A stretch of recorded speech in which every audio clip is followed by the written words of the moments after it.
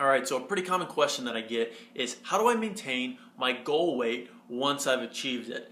Hey Joel, I've lost 10, 20, or even 30 pounds, but now I'm where I want to be and I just want to maintain this weight. How do I go about doing that without gaining it all back and kind of going back to where I was before?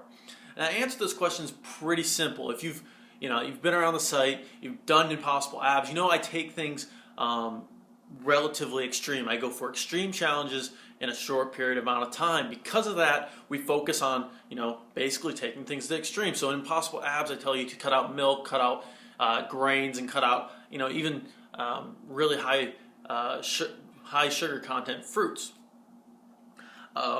Now that you're where you want to be, you probably don't need to cut out all of those.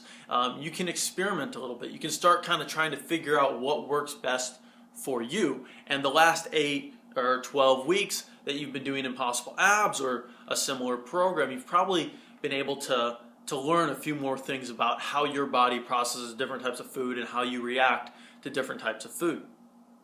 So the answer here is basically keep doing the same thing you're doing. If you go back to how you used to eat and just processed food all the time, eating out all the time, all that stuff, you're going to get the results you used to get when you used to do those things. Just because you're at your goal weight right now, if your actions change to how they used to be, you're going to get the results that you used to get.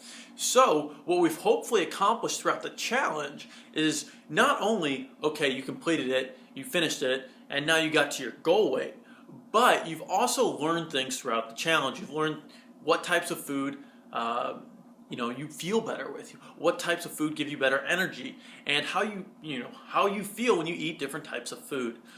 So with that in mind, you can start experimenting. You can add in milk or cheese or some of those foods. If you have bread once a week, it's not going to be the end of the world. If you want to have some bananas in there or some other fruits besides berries, you can try that.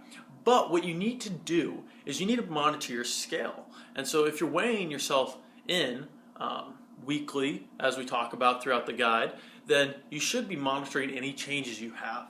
And generally the rule is basically continue about 80% of the diet. A couple meals here and there. You can go outside the parameters. That's totally fine. Have a nice weekend. Enjoy life. But keep an eye on that scale. And if it starts to get out of range and it starts to waver about 5 pounds higher than you'd like to be, then you start implementing changes. That's when you become more strict, and that's when you kind of rein everything back in. By doing this, you're able to better understand how the food is, one, affecting your body, but also you're able to cut things off the past instead of how did I end up 20 pounds overweight over the last 6 months.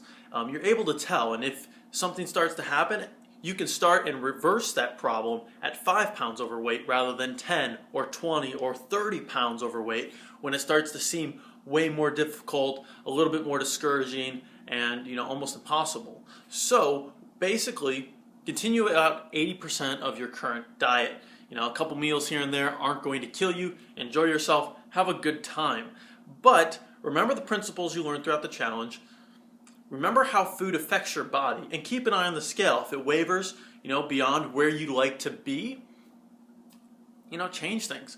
Reel it in and get back to the basics that we talk about. That's it. If you guys have any other questions, leave them below. If you want to subscribe and get some more videos and ask your questions, hit the subscribe button, and I will see you soon.